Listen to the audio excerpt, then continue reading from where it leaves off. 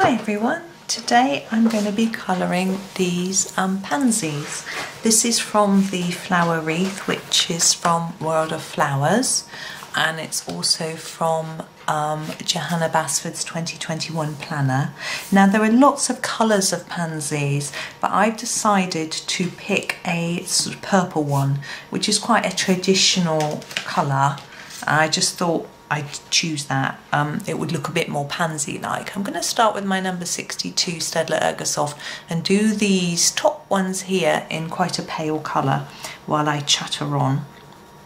So I'm just going to start filling it in with some colour.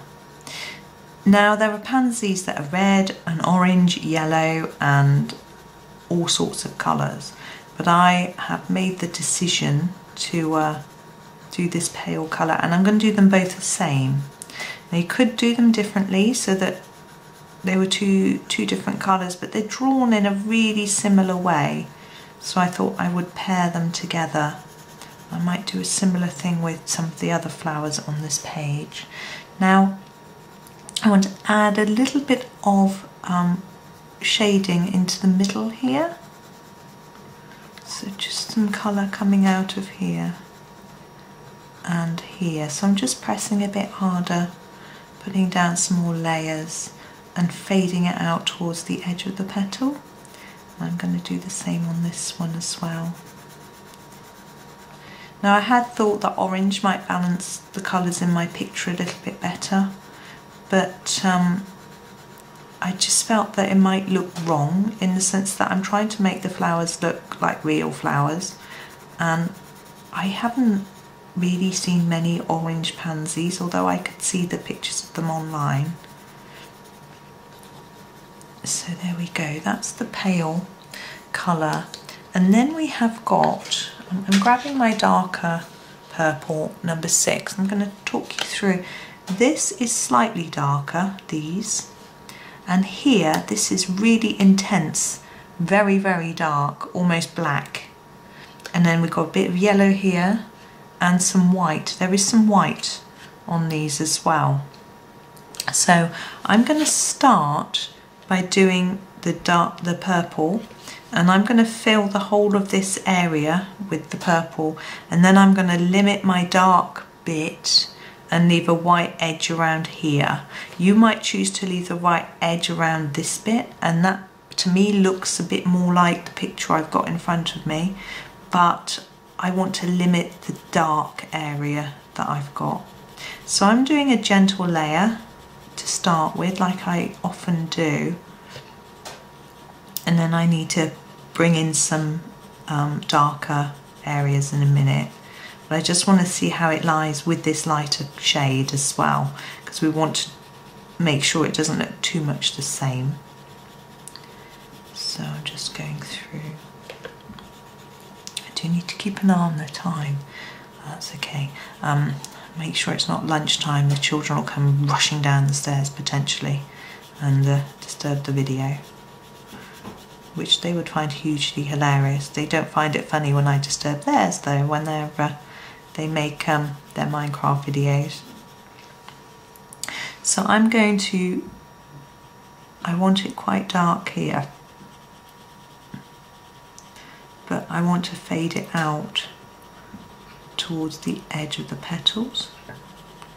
The petals are almost this light in the picture on the edges, so I'm trying to replicate that with my shading. Just checking that you can see still. Now our last flower we did, which was this one, I completely forgot to do the leaves, but never mind. Try and remember to do the leaves on this one. My aim is to try and video the whole of this wreath for you, but there are some of the flowers that I'm struggling to identify, so we might just have to have a bit of a sort of random bit at the end with sort of just doing the flowers in the way that I think they might look without knowing exactly what they're called. I think obviously Johanna has a fantastic imagination, and she doesn't always make the flowers look like real ones. I know there was one wreath where she did, and I don't know if it's this one. So anyway, so the idea here is hopefully that you can see that it's darker here and lighter on the edges. And I'm going to go back and really darken here, because this bit's going to be white and I want it to really stand out as white. And so if we can just emphasize that edge, it will stand out more. So I'm just putting another layer of colour down, and then I'm going to check and make sure it doesn't look too odd. Like here there's a bit of a line, so I'm just going to try and blend that out a little bit.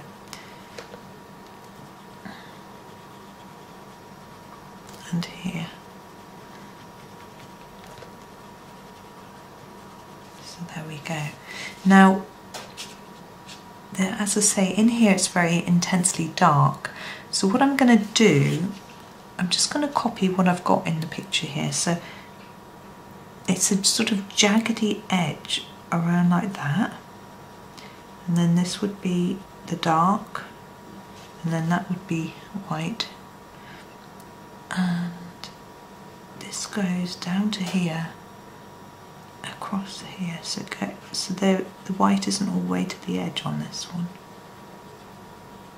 And I'm just filling that in with a really intensely dark colour. I am going to go over that to make it even more dark in a minute.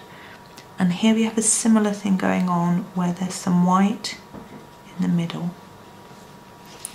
And I'm going to do the same on this one.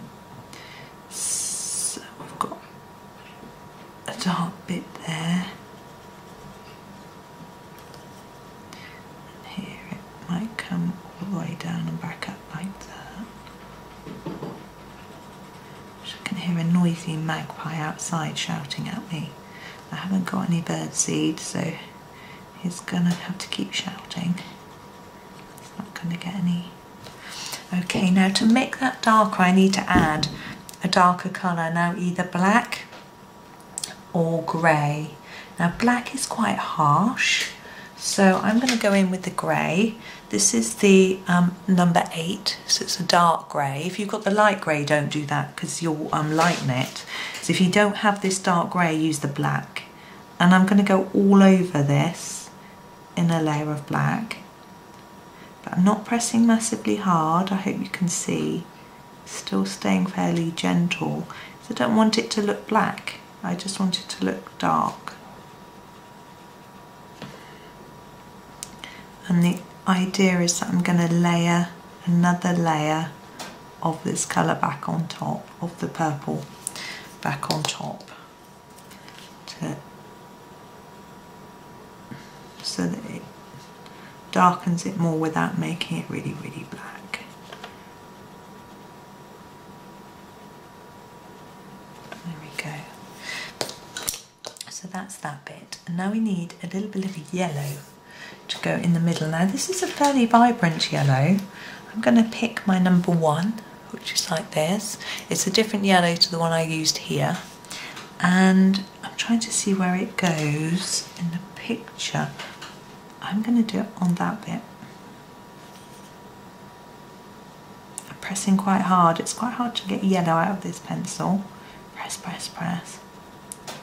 Let's get some out. There we go. And I think these bits to me look white in the picture, so I'm going to leave those. Now, these little bits of leaves here and here, which I'm going to do next. They're very small, so I'm just going to use one colour. Now I've used a lot of this colour already. I'm going to use number 52, I mean on this whole picture, not today obviously. And I'm just going to colour them in a vibrant block of this colour. Obviously these ones are a little bit bigger, so we could potentially shade them, but I'm not, I'm just going to leave them plain. I think they'll look fine. Now we've got these much bigger leaves though, here, here, here and here, and I'm looking in my picture of these pansies and I can't really see the leaves, so I'm just going to go back on my search engine and have a look at leaves, and they look, yeah, there's nothing too remarkable. I'm just going to go in with this colour and start. They don't have, they're just green. So I'm going to fade this out towards the tip of the leaf and then take a lighter shade to it after. It's quite a simple technique. And these have got two sets of leaves, these little leaves and these big leaves, a little bit unusual but fun at the same time. I guess it just adds a bit of interest and detail to the picture. That's it. Make sure you don't sort of suddenly stop and have a line if you can. Try to blend it out towards the end.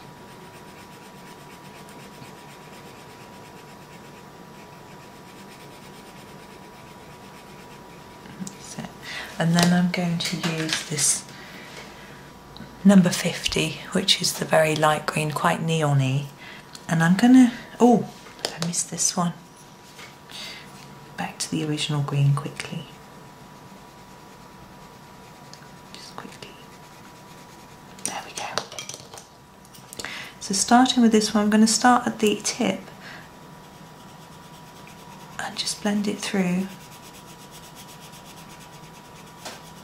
until we can't see very much white paper. I'm not leaving the tip really pale.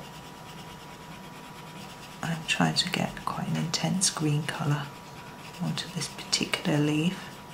There's no real reason why. It's just how I've decided I'd like it to look. Just trying to smooth this one out a bit, it's a bit rough.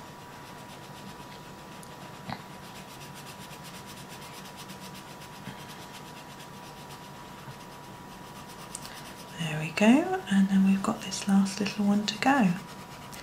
And now we'll be done with our pansies. Now, what you could do now, if you wanted to make it look more three-dimensional, is go under the bits where they overlap with this dark grey. I'll show you. So if you just do a little bit here, and a little bit here, and the same on this one. I snapped it. And it made me jump. And around here, I didn't realise it was quite that sharp.